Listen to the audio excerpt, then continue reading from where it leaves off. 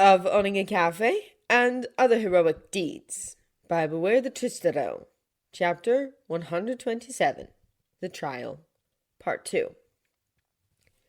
Since they were the ones who'd created the case against Endeavor in the first instance, Marai and Toshinori's team were beginning the proceedings, and when they were done, the HPSC would go after him for their pro-related grievances, and all the while, Todoroki Enji's lead lawyer, Same Kuina, was trying to build an elaborate fantasy whereby All Might, so deeply concerned at Endeavor's progress through the ranking system, had used the number two's leave of absence for an extended family vacation to finally move against him. This, he thought, had been cooked up because they'd had to share key pieces of evidence on the lead-up to the trial. Evidence that the defense claimed was being skewed and misrepresented. Apparently, in his quest to destroy Endeavor, All Might had happened upon Rei in her private hospital, and the pair had colluded, conspired, and hired him and Dabi to undermine the number two and present his ward as Todoroki Toya. They were positive that since the 18-year-old hadn't professed his heritage before Enji had spirited his other children off to China, that they were using his likeness to the Todoroki family to create a Toya imposter, to cause Enji greater emotional distress in an attempt to garner a reaction from him. According to them, this all made sense. They'd painted him as some kind of covert agent who worked for the HPSC, and that the Noronako Cafe was actually a front for their more secretive operations. The lawyers representing the commission had openly balked at the suggestion and had raised several objections with the judge when they demanded to approach him. Date-sama, however, couldn't use his quirks to determine the truth until the witnesses were sat sworn in and answering the attorney's questions. God, it'd almost be funny if you weren't living through it, and as he and Dabi sat together, both too absorbed by the split screen showing the courtroom from various angles to touch the complimentary bottles of water they'd been given, Shouta couldn't help the soft sigh that left him as Rei elegantly tapped her way to the witness box. She looked calm, collected, confident, and serene. This day had been a long time coming for her, hadn't it? I do solemnly, sincerely, and truly declare and affirm that the evidence I shall give shall be the truth, the whole truth, and nothing but the truth. Sitting directly before her ex-husband, Rei wasn't sure what she'd expected, really. He was the same gruff, impassive, spiteful bastard she remembered. He looked directly at her, a shimmer of the softer kind of malice she felt he'd reserved especially for her after her psychotic break, sparkling in the depths of those turquoise eyes she'd once thought so beautiful. Well, if there was one thing she couldn't blame him for, it was feeling that way towards her for harming Shoto.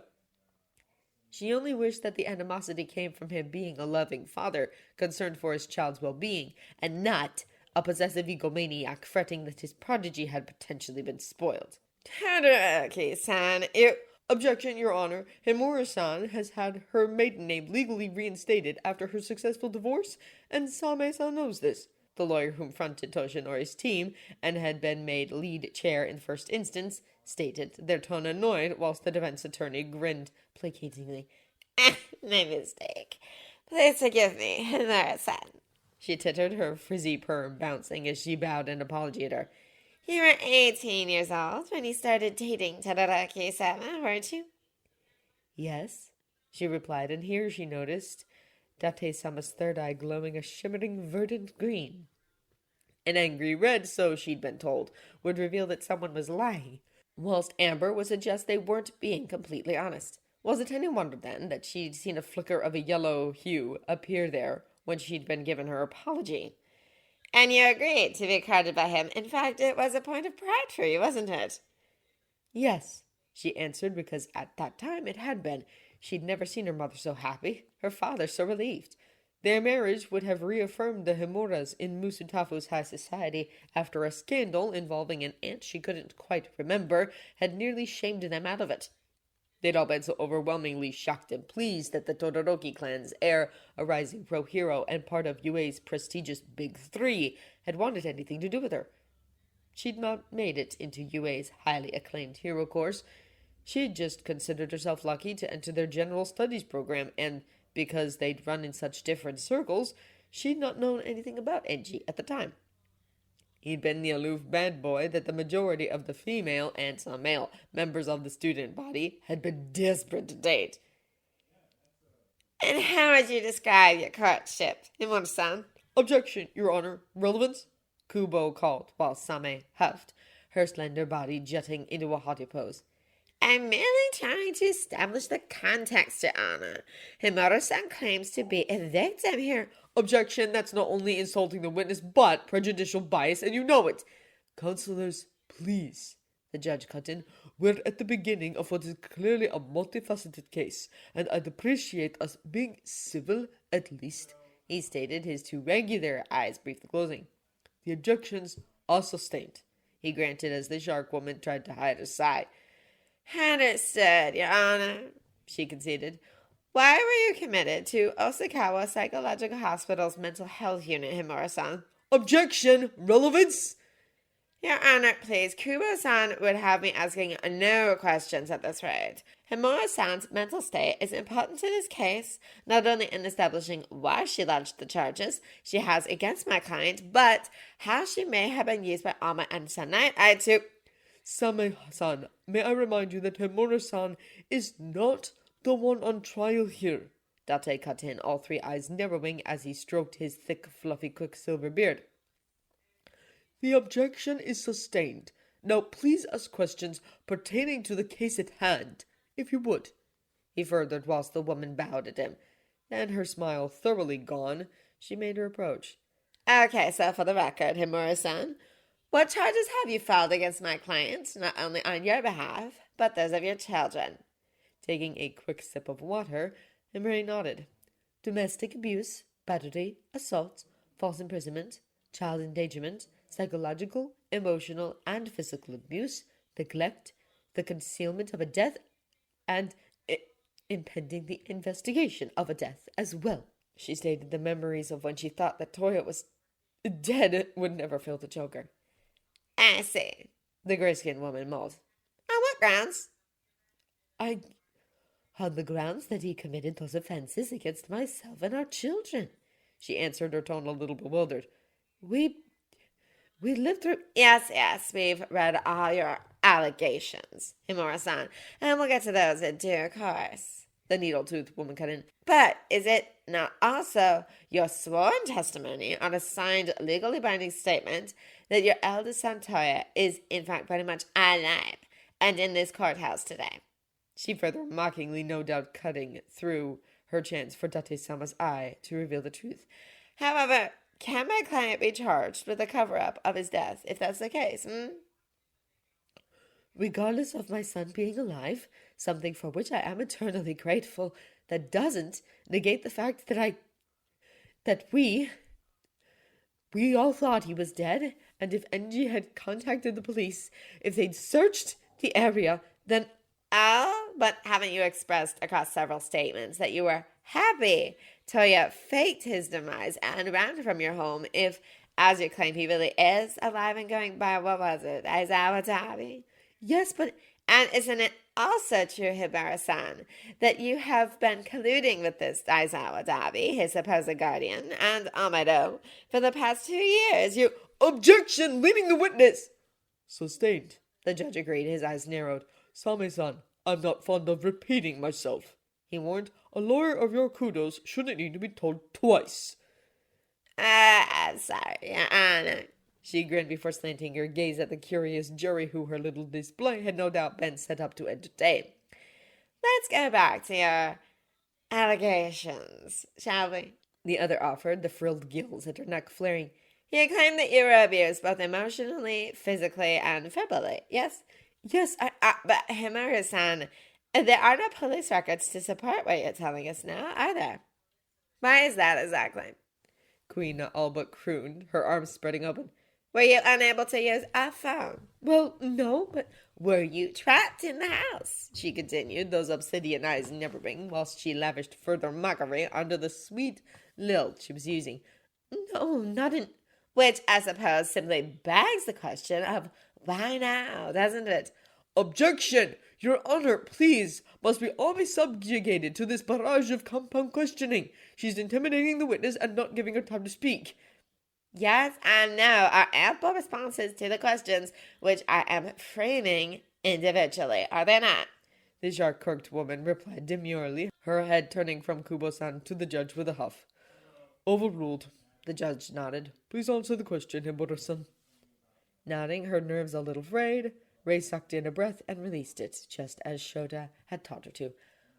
I'd felt myself unable to do anything until now, she replied calmly. Unable or unwilling, Himura? Objection! Argumentative!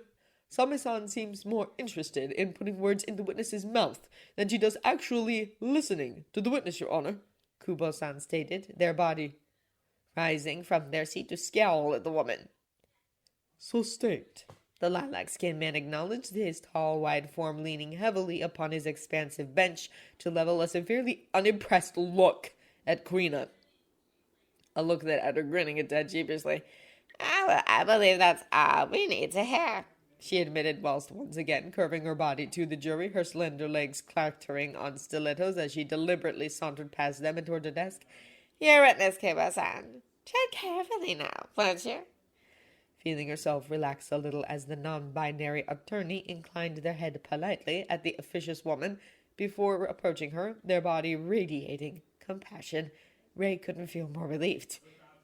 It was time to share the private hell she'd been trapped in and the one she'd failed to escape on her own, with everyone, not just to reveal NG's true self, but to atone for her own sins. She never would forgive herself for not doing more, for feeling so beaten down, so hopeless, having made herself so helpless, her ears choosing to listen to her father's anger, her mother's disappointment, and her ex-husband's sneering derisive commentary that she could leave at any time. Without the kids, she could petition for a divorce with her own money. She could get a job with no qualifications. She could whore herself to the masses, or whore herself to him. Watching his mother so valiantly remain calm under that bitch's posturing snidiness, Tabby felt grateful once again to have his guardian close by to keep him centered. And they say all the worst villains are already locked up in Tartarus, he muttered oddly as Kame Queena flounced back to her seat, his eyes rolling. Man, this kind of thing makes me want to either cheer Hitoshi on to counter people like her, or bundle him up and demand that he change career paths. He sighed, his head shaking. I hear you, Dabi-ni-san. The raven-haired eatery owner grinned, the honorific brightening his cheeks as he smiled, his ire simmering down a little. Sometimes loving someone means supporting them in what they want, even if you feel differently, doesn't it? The other continued, whilst recapping his water bottle. So I have a sneaky suspicion that you, me, and Tomra will be cheering him on all the way through law school with his mother and all of our other friends and family, don't you? Yeah, that sounds like something we'd do. He sighed, his body leaning against the other man, as he had on so many sleepless nights, his eyes momentarily shutting. I hate that my mom has to go through this, he breathed.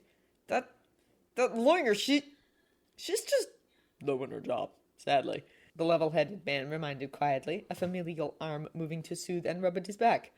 I know it's hard, Dobby, but the best thing to do here is to see her as a bully, and the best way I've found to deal with her kind of bully is to simply answer her barbed questions calmly and dismiss her. He reasoned. Logically, it's our best way to win, but it isn't easy. She doesn't want to make it easy for us. He sighed. But we won't make it easy for her either. The truth is something she won't be able to defend Endeavor from, now, is it? He murmured gently. I'm just so proud of you and Ray-san, you know. I'm in awe of you both, really.